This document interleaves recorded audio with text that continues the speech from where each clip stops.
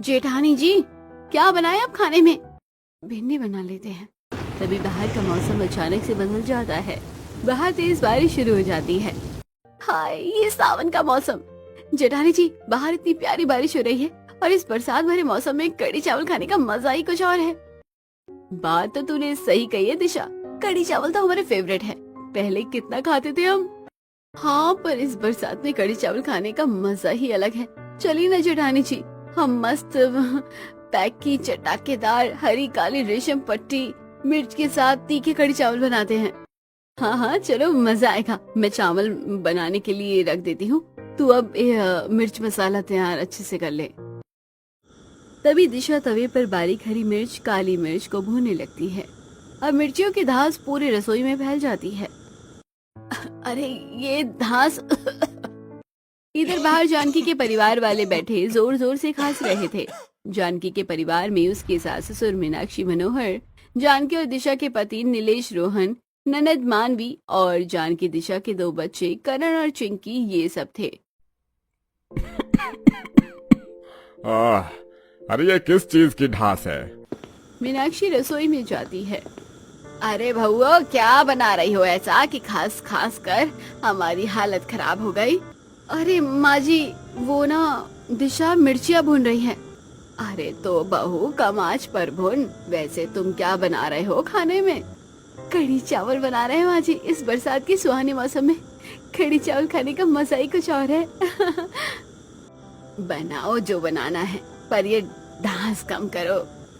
मीनाक्षी बाहर चली जाती है। दोनों देवरानी जेठानी को कढ़ी चावल बहुत पसंद थे और साथ में तीखा खाना भी। तभी दिशा सारी मिर्च मसाले एक साथ पीसती है और वो सारा मसाला कढ़ी में डालती है। अब आएंगे इसमें बेसन की प्यारे प्यारे भजिए। थोड़े समय बाद कढ़ी चावल बनकर तैयार हो जाते हैं। जेठानी जी, थोड़ा और तीखा करना होगा। दोनों उसमें थोड़ा और नमक मिर्च डालते हैं, जिसके बाद कढ़ी बहुत ही ज्यादा तीखी हो जाती है। थोड़े समय बाद सब घर में बैठकर खाना खा लेते हैं। बहुत तेज। बहू, इतने तीखे कढ़ी चावल कि जुबान की पूरी ऐसी की तैसी हो गई। जानकी, इतना तीखा खाना कौन बनाता है? जी, कहाँ इतना तीखा है, बल्कि इसमें तो थोड़ी और मिर्च डालनी थी हमें। अरे पागल बहुओं, इतना तीखा है कि हमारे कान और नाक से धुआं निकल रहा है। हमें नहीं खाना ये खाना। अब कुछ लोग बिना खाए वहाँ से चले जाते हैं और कुछ भूख के कारण जैसे तैसे वो कढ़ी चावल खाने लगते हैं। और जानकी दिशा दोनों मजे से वो कढ़ी चावल खा रहे थे। अगले दिन दोपहर में दोनों बहुएं रसोई में थी। तभी बाहर फिर से बारिश शुरू हो जाती है। जेठानी जी, बारिश! फिर क्या था, दोनों भर से खाने में कढ़ी चावल बना लेती हैं। अब जब सब आज भी कढ़ी चावल देखते हैं, आज भी कढ़ी चावल। माँ जी, बाहर का मौसम तो देखिए। अब ऐसे मौसम में चटपटे मसालेदार कढ़ी चावल ना खाने वाला तो कोई बेवकूफ ही होगा। अब बाहर हो रही सुहानी बारिश को देखकर सबका मन भी कढ़ी चावल खाने को करता है। अब बहुओं ने इतने प्यार से बना ही लिया है तो खा लेते हैं। अब इस बार भी कढ़ी चावल तीखे ही बने थे, पर इस बार सब जैसे तैसे करके पेट भर कढ़ी चावल खा लेते हैं। रात का समय, मनोहर मीनाक्षी अपने कमरे में थे। अरे बाप रे, लगता है आज कढ़ी चावल कुछ ज्यादा ही हो गए। पेट में जलन भी हो रही है और साथ में गैस भी। मनोहर कमरे में टहल टहल कर गंदी हवा छोड़ता जा रहा था। अरे सत्यानाश हो इस आदमी का। ये गंदी हवा बाहर खुले में जाकर छोड़िए ना, पूरे नाक के जरा से मर गए ऐसे गंदी बदबूदार हवा से। अरे मीनाक्षी, वो बहू ने कढ़ी चावल में मसाला बहुत डाल दिया था। शायद उसी की वजह से मुझे तकलीफ हो रही है। मैं जरा बाहर से घूम कर आता हूँ। मनोहर बाहर चला जाता है। वैसे बहू ने कढ़ी चावल में मिर्ची कुछ ज्यादा ही डाल दी थी। जलन तो मुझे भी हो रही है पेट में। इधर मानवी और बच्चों को भी यही समस्या हो रही थी। अगले दिन, बहू मेहरबानी करके आज कढ़ी चावल मत बनाना। कल रात तुम्हारे ससुर जी ने गंदी हवा छोड़ छोड़ कर परेशान कर दिया था मुझे। हाँ भाभी, कल मेरे पेट में भी बहुत तेज जलन हो रही थी, इसलिए आप मेरे लिए सब्जी ही बना देना और कम तीखी। दोपहर का समय, दोनों एक साथ सब्जी खा लेते हैं। शाम के 6 बजे अचानक बारिश शुरू हो जाती है। ये बरसात ने तो आते ही कहर ढा रखा है। रोज रोज बारिश हो रही है। इधर दोनों बहुएं रसोई में थी। जेठानी जी, लगता है इस साल बहुत बारिश होने वाली है। अच्छा है ना, जितनी ज्यादा बारिश होगी उतना ही ज्यादा हमें कढ़ी चावल खाने को मिलेंगे। अभी बनाते हैं ना हम कढ़ी चावल। अरे नहीं नहीं, माँ जी और सबने मना किया है कढ़ी चावल बनाने के लिए, तो हम सबके लिए दूसरे पकवान बना लेते हैं और हम अपने लिए तीखे मसालेदार कढ़ी चावल बनाते हैं। तभी दोनों अपने लिए आज भी कढ़ी चावल बनाती हैं और सबके लिए सब्जी रोटी। थोड़े समय बाद सब घर में बैठकर सब्जी रोटी खा रहे थे और दिशा और जानकी कढ़ी चावल खा रही थी। ये क्या हरकत है, 2 दिन से कढ़ी चावल ठूस रही हो तुम। तब भी जी नहीं भरा तुम्हारा जो आज फिर से कढ़ी चावल बना लिए। माँ जी, वो हमारा दिल कह रहा था इसलिए हमने बना ली है।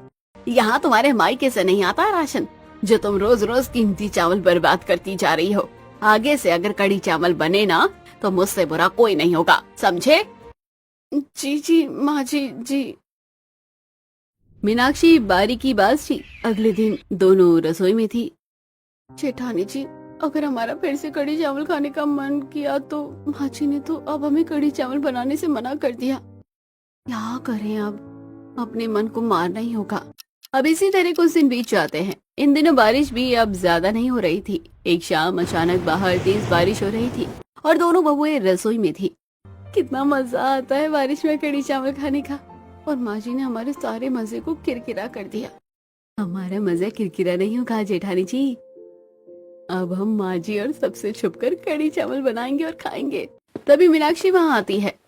बहुओं, राशन के ऊपर जरा ध्यान दो, घर में काफी सारा राशन लग रहा है।